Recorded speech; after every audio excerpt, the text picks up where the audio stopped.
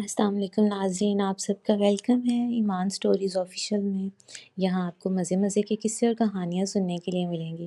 تو اگر آپ نئے مختلف اچھے پیارے پیارے قصے اور کہانیاں سننا چاہتے ہیں تو جلدی سے ہمارے چینل کو لائک اور سبسکرائب کر دیں اور بیل نوٹیفیکیشن کو آن کر دیں تاکہ ہر نئی آنے والی ویڈیو آپ تک پہنچ سکے۔ یہ انڈونیشیا کی ایک ساحلی گاؤں کی کہانی ہے۔ سپہر کے 3:30 کا وقت تھا۔ اچانک ہی بادلوں نے آسمان کو اپنی طویل چادر میں چھپا لیا۔ چند لمحوں میں زمین روشنی سے خالی ہو گئی۔ اندھیرے کی سیاہی کے ساتھ ساتھ تیز ہوائیں چلنے لگیں۔ درختوں کے پتے تو کیا ٹہنیاں تک ٹوٹنے لگیں۔ بجلی کے کھمبے اور بڑے بڑے ٹاور ان تیز ہواؤں کی تاب نہ لا سکے اور خس و خاشاک کی طرح ادھر ادھر بکھر گئے۔ کچے مکانوں کی چھتیں ہلنے لگیں اور خوف کے مارے لوگوں کے حواس گم ہونے لگے۔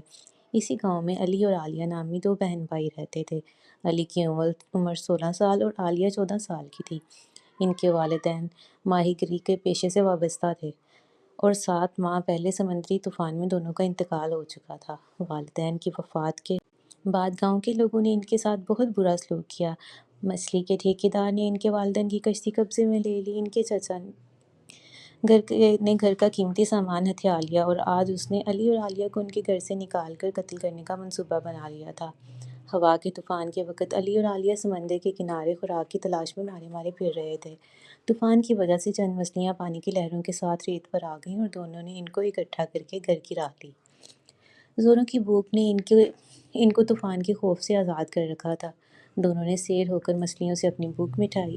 اس وقت تک طوفان کا زور ٹوٹ چکا تھا۔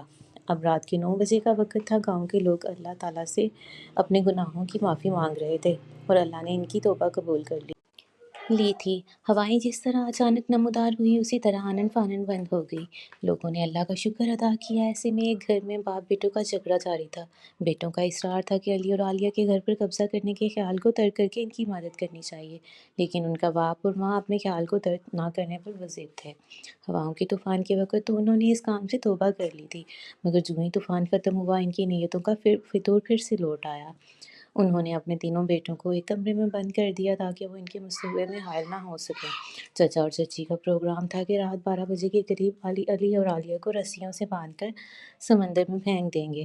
لوگوں کو بتایا جائے گا کہ دونوں بہن بھائی شہر بھاگ گئے ہیں۔ مچھلی کھانے کے بعد علی اور عالیہ پر گہری نیند طاری ہو گئی۔ انہیں وقت گزرنے کا کوئی احساس نہ تھا۔ رات کے 12 بجے 2 سائے چپکے سے ان کے گھر میں داخل ہوئے۔ انہوں نے رومال سنگھا کر دونوں کو بے ہوش کیا اور ایک ریڑھی میں لٹا کر سمندر کی راہ لی۔ دونوں بہن بھائی آنے والے خطرے سے بے نیاز بے ہوشی میں پڑے تھے۔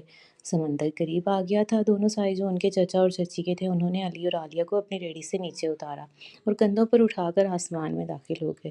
اب سمندر کا پانی ان کے گھٹنوں کو چھو رہا تھا۔ چچا نے مشورہ دیا کہ دونوں کو آگے سمندر میں پھینکنا چاہیے تاکہ صبح تک سمندر کی بڑی مچھلیاں ان کو کھا جائیں۔ اسی اثنا میں ان کی نظر ایک خالی کشتی پر پڑی اور دونوں نے معنی خیز نظروں سے ایک دوسرے کو دیکھا اور پھر علی اور عالیہ کو کشتی میں ڈال کر سمندری لہروں کے حوالے کر دیا۔ دونوں دیر تک کشتی کو دیکھتے رہے۔ جب وہ نگاہوں سے اوجھل ہو گئی تو دونوں واپسی کے راستے پر ہو لیے۔ ابھی دونوں گھر اور سمندر کے درمیان تھے کہ زمین آہستہ آہستہ ہلنے لگی۔ دونوں نیچے بیٹھ گئے۔ زلزلے میں شدت آتی جا رہی تھی۔ ان کو دور سے گاؤں کے مکان کانپتے ہوئے صاف دکھائی دے رہے تھے۔ گاؤں کے لوگوں کا شور بڑھتا جا رہا تھا اور وہ گھروں سے باہر نکل آئے تھے۔ پھر مکانوں کے گرنے کی آواز میں بھی کمی آنے لگی۔ اب ان دونوں کو اپنے بیٹے یاد آئے جن کو وہ کمرے میں بند کر آئے تھے۔ یہ سوچ کر دونوں گاؤں کی طرف بھاگے، لیکن جیسے ہی قدم اٹھاتے ان کے پاؤں ریت میں دھنسنے کی وجہ سے وہ منہ کے بل گرتے۔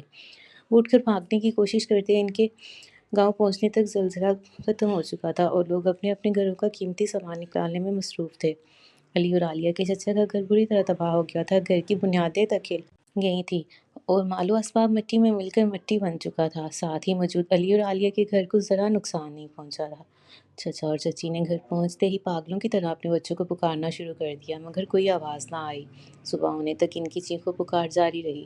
سورج نکلا تو نوجوان بچوں کی خون میں لت پت لاشیں دونوں کے یتیموں پر کیے گئے ظلم و ستم کی ساری داستان سنا رہی تھی۔ لاشیں دیکھ کر دونوں اپنا دماغی توازن کھو بیٹھے اور ہذیان بکتے ہوئے سمندر میں کود کر مچھلیوں کی غذا بنے۔